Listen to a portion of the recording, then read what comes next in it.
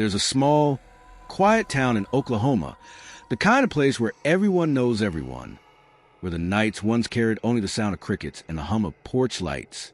But lately, the silence in Stillwater Hollow feels different, heavier. Every sound now feels like a warning. Every shadow hides something unseen. They call him the Ghost Killer. No one knows who he is, what he looks like, or where he came from.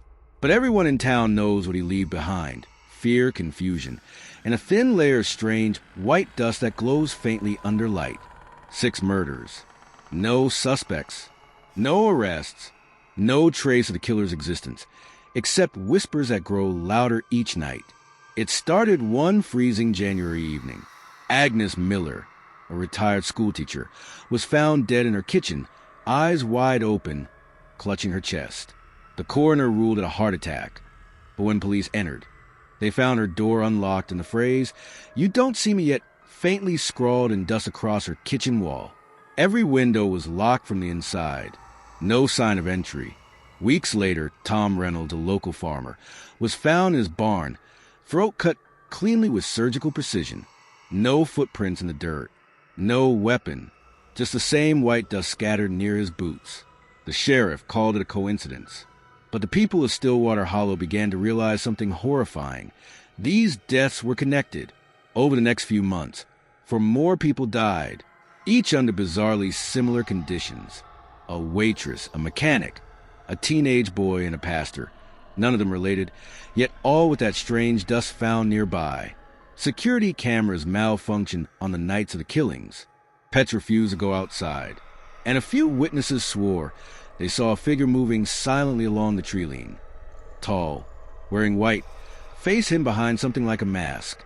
It sounds like superstition. But how do you explain murders that leave no evidence, no prints, and no leads? Some say the ghost killer is human, a trained assassin, maybe an ex-soldier. Others whisper it's a spirit tied to the old Red Hollow mine, where dozens of miners died in a collapse decades ago. But for those who live here, it doesn't matter what he is. All that matters is that he's real. Now let's talk about the 5 biggest mysteries in this case. Clues that suggest the ghost killer might not just be a legend, but part of something much larger.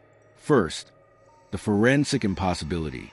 Not a single usable piece of evidence has been recovered. No fibers, no fingerprints, no footprints. But at one crime scene, a retired sheriff claimed to see faint reverse shoe impressions, as if the killer wore boots with soles flipped backward, a counter-tracking trick used by elite military scouts. Coincidence? Or a sign of training? Second, that mysterious dust. The compound, analyzed by an independent chemist, contained traces of sulfur, limestone, an obsolete solvent once used by forensics teams to dissolve fingerprints. The chemical hasn't been publicly available for years. So, how did it end up at 6 different murder scenes in a small Oklahoma town? Third, the digital interference. Every time the murders occurred, the town CCTV network went dark for exactly 11 minutes. The sheriff's department called it power fluctuation, but an IT specialist discovered remote access from encrypted IPs bouncing through Texas, Colorado, and Virginia. Someone, somewhere, was watching this town. Fourth, the victims, all seemingly random. Until a journalist named Hannah Lee found a buried connection. Every one of them had filed or signed complaints against Red River Holdings, a regional land development firm accused of illegal dumping and chemical contamination. Weeks before the first killing, those complaints disappeared from public databases. And a month later, Hannah's computer was hacked. Fifth, the internal sabotage. Evidence went missing. Reports were rewritten. And the county coroner resigned after claiming her office had been broken into. She told a friend she believed someone tampered with autopsy notes, then disappeared entirely. Some say she left town. Others whisper she never made it out. And that's when things turned darker. Local residents began seeing black SUVs parked on rural backroads, headlights off, men in tactical clothing collecting soil samples near the woods. The FBI publicly denied being in Stillwater Hollow. Yet satellite footage later revealed government-marked vehicles entering the area after midnight. Were they investigating or covering something up? A few weeks later came the 6th victim, Erin Dale, a young mother found dead in her kitchen. Her baby slept unharmed in the next room. The door was locked from the inside, but on the counter was a note that read, "You don't see me now either." Who writes something like that? Someone mocking the investigation? Someone convinced they're untouchable? After Aaron's death, things spiraled. The town emptied fast. Houses were abandoned overnight.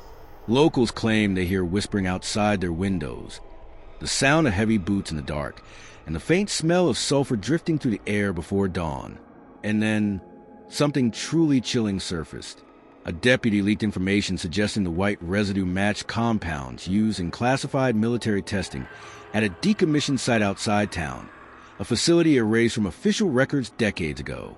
Maps show nothing there, but those who live nearby swear they've seen lights in the forest at night, machines, voices, and sometimes screams. Is this a lone killer who knows how to vanish?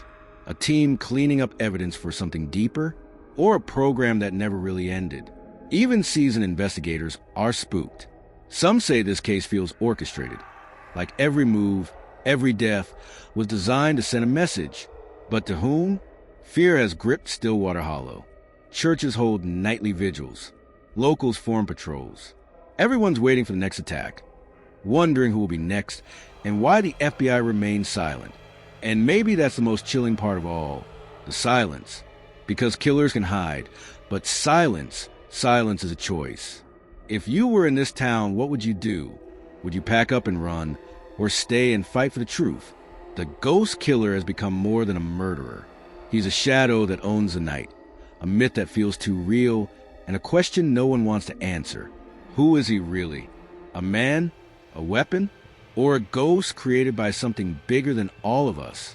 The people of Stillwater Hollow may never find out. Not until the next body appears. Because this killer doesn't just take lives. He takes away peace, safety, and trust itself.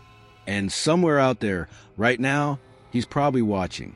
If you believe this case deserves the nation's attention, hit like, subscribe, and turn on the notification bell to stay updated as we follow the investigation.